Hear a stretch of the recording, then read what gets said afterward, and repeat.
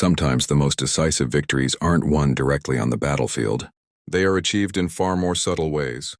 When the enemy never even sees the strike coming and ends up suffering catastrophic losses because of it, sabotage can be just as valuable to Ukraine in its war against Putin as its most modern air defense systems, and Ukraine has shown this truth over and over again. And Ukraine has just proven it once again. This time, Ukraine waited patiently for some of Russia's most crucial officers operating in the Zaporizhzhia region to go into hiding. When they thought they were safe, the nightmare began. Ukraine used fire to destroy any chance Russia had of mounting a renewed offensive in Zaporizhzhia. This latest sabotage mission, which might be one of the most devastating yet, took place on August 30th near the village of Voskresenka. Ukraine stayed quiet about it for weeks, only revealing what happened on September 18. There was a good reason for the wait. Ukraine wanted to be absolutely certain of the results before making them public. And when the confirmation finally came, the outcome was staggering. According to reporting from the Kiev Post, 18 Russian officers were killed, and it all started with nothing more than some dry grass and a small fire. All 18 of these officers belonged to Russia's 35th Combined Arms Army. They had all gathered in that unit's headquarters, though nobody is entirely sure why. Perhaps they were there to hold a meeting about how to break through Ukraine's defenses after the complete collapse of Russia's summer offensive in the region. Or maybe they were simply hiding, trying to keep themselves as far away from the front as possible, believing that they were completely safe in the rear. But they weren't safe. Ukraine reached them anyway.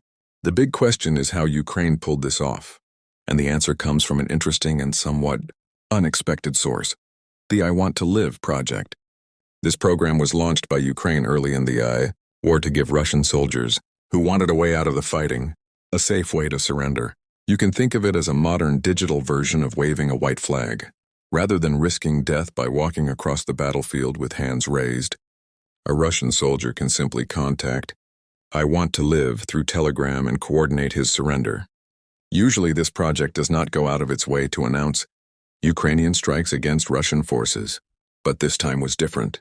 After Ukraine's sabotage killed so many Russian officers, I Want to Live may have decided to publicize the results to send a powerful message to any Russian soldiers still unsure about surrendering. Their commanders are dead, and they will be next if they don't give up. Whatever the motivation behind sharing the information, what happened is now crystal clear, and it was shockingly simple. I Want to Live reported on August 30th, 2025, an act of sabotage occurred near the village of Voskresenka. Unknown well-wishers set fire to dry grass near the command post of the 35th Army. The choice of words, unknown well-wishers, cart strongly suggests that this wasn't a formal military operation by Ukrainian intelligence agencies like the HUR or the SBU. Instead, it was most likely carried out by members of a partisan network that operates in secret and does everything possible to support Ukraine's war effort. The key detail isn't so much who did it, but rather what was achieved. The fire, according to the report, spread rapidly to the command post's buildings and underground shelters. Smoke and deadly carbon monoxide filled the area so fast that the Russian officers were unable to escape in time. The image this paints is horrifying. A group of Russian officers trapped, with no way out, as flames consumed the structures around them and thick smoke filled their lungs. They were faced with two impossible choices: charge through the burning firestorm outside, or remain where they were and choke on the smoke. Neither option gave them a real chance at survival, and the result was devastating. All 18 officers died. Usually when news of this type of sabotage breaks, the details end there. But this time Ukraine had spent weeks carefully verifying the results. That meant I Want to Live could do something rare. It released the names, ranks, and positions of all 18 officers who were believed to have died in that inferno. Not every name has been published, but the ones Ukraine has shared make it clear how important this strike was. One of the most senior officers killed was Colonel Ilya Makotin, who served as the deputy chief of staff for the missile and artillery department of the 35th Combined Arms Army. That made him a key figure, overseeing two of the main weapon systems Russia has used to bombard Ukrainian cities. At 45 years old, He had likely served in the military for at least 15 to 20 years. Losing him means Russia has lost a highly experienced figure who played a crucial role in organizing its attacks. Another major loss for Russia was Lieutenant Colonel Ruslan Shigabutinov, who was reportedly in charge of operational planning for the 35th Combined Arms Army. He was the man responsible for organizing Russian assaults in Zaporizhzhia. Without him, Russian troops are likely to become scattered and disorganized, lacking the direction they desperately need. Other names on the casualty list show that Ukraine struck at the very heart of Russia's planning structure. Major Rustem Sadarov, a senior mathematical modeling officer, was killed, meaning Russia has lost an expert who worked on simulations and probability models for operations. Lieutenant Colonel Dmitry Pashabekov, who headed the Fire and Nuclear Destruction Planning Department, also died. His death was darkly ironic. He was killed by the very element he specialized in planning for. Most of the other victims were junior officers working in artillery, air defense, and electronic warfare roles. Militarny reports that 13 of the officers' bodies have been recovered from the scene, while 5 more remain under the rubble caused by the fire. Those 5 are presumed dead. If that is true, then Russia has also lost its Deputy Chief of Staff of Intelligence and one of its top drone warfare specialists. The impact of this strike cannot be overstated. Losing 18 officers in a single attack is catastrophic for any army, but for Russia's 35th Combined Arms Army, it is especially damaging. It removes a large portion of the army's most skilled organizers and planners, and there is reason to believe the claims are true. While Russia has not admitted to the losses, and likely never will, there are clues. Funerals and death notices have already begun appearing. On September 4th, before the public announcement of the sabotage, the Necromancer account on X shared the funeral details for Shigabutinov.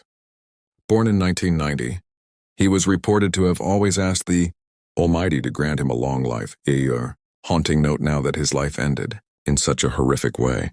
There was also an early hint of the operation's success on September 1st, when Petro Andriushchenko, former advisor to the exiled mayor of occupied Mariupol, posted on Telegram claiming that partisans had carried out a sabotage mission with help from HUR. Andriushchenko said that 17 officers and 1 private were killed. The officers were leading an offensive in one of the Zaporizhzhia sectors. Now there will be no offensive. At the time, his claim sounded bold and unconfirmed. Now it seems he was completely right. This attack is going to leave a long-term mark on Russia's operations in the region. Officers are the backbone of any army, and losing so many of them in one day weakens Russia's already fragile command and control system. The Russian army was already struggling with a shortage of skilled officers.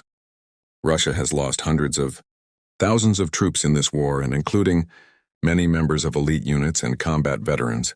Ukraine's Ministry of Finance estimates that nearly 1.1 million Russian soldiers have been killed, wounded, or captured since the invasion began. This constant attrition has forced Russia to send fresh recruits into battle who lack experience and cannot perform at the same level as those they are replacing. The United States Naval Institute highlighted this in a report to Congress earlier this year, noting that Russia's army suffers from a rigid command system, heavy losses of trained troops, and a reliance on outdated tactics that only lead to more casualties. This is where the loss of these 18 officers becomes particularly significant. Russia's top-down, Soviet-style command structure means lower-level soldiers have very little autonomy. Orders come from the top and are passed down through officers. When those officers are removed, the chain of command is broken. This means soldiers on the ground often don't know what to do and can't adapt when circumstances change, leading to stalled offensives and battlefield confusion. Now Russia will have to replace these dead officers, but finding equally capable replacements will be extremely difficult. Yes, Russia has thousands of students in its military academies, but many of them never finish training. They are often sent to the front early, and many are killed before they can graduate. Others are promoted prematurely, before they have the knowledge or experience to lead. This means Russia will almost certainly replace the dead officers with people who are far less competent, which will hurt the army's overall effectiveness. And that brings us back to Zaporizhzhia. Andriushchenko said there would be no new Russian offensive in the region after the sabotage. Though history suggests Russia will keep launching attacks regardless of losses, even if they are poorly planned. Still, Russia's situation in Zaporizhia was already difficult before August 30th. Ukraine's front lines were holding. In the days leading up to the sabotage strike, Ukraine's commander-in-chief, Oleksandr Syrsky, had said that Russia was redeploying forces from the Sumy region to prepare a major assault. Yet by the end of August, those attacks had failed. Now we can see why. The officers who were supposed to lead them were already dead. Ukraine cannot afford to relax after this success. Russia still occupies roughly 3/4 of the Zaporizhia region, including the crucial nuclear power plant. Ukrainian officials have already warned that Russia is regrouping once again. President Volodymyr Zelensky has said that Russia is preparing for 2 more large offensives this fall, even after the failure of 3 earlier ones. Zelensky was pleased that Russia's most recent offensives failed, but warned that the next ones could still be dangerous. How effective they will be without 18 of their key officers remains to be seen, but Ukraine has definitely shifted the balance in its favor. Finally, what Ukraine accomplished on August 30th is another example of a larger pattern. Ukraine has been steadily increasing sabotage operations deep behind enemy lines. Russia should have expected this. As far back as 2023, CNN reported that Ukraine had built networks of sabotage agents both inside Russia and in occupied territories, giving them drones and tools to hit critical targets far from the front. It now seems clear that Ukraine's military intelligence agency, HER, is providing these partisans with valuable information, like where Russian commanders are gathered and when to strike.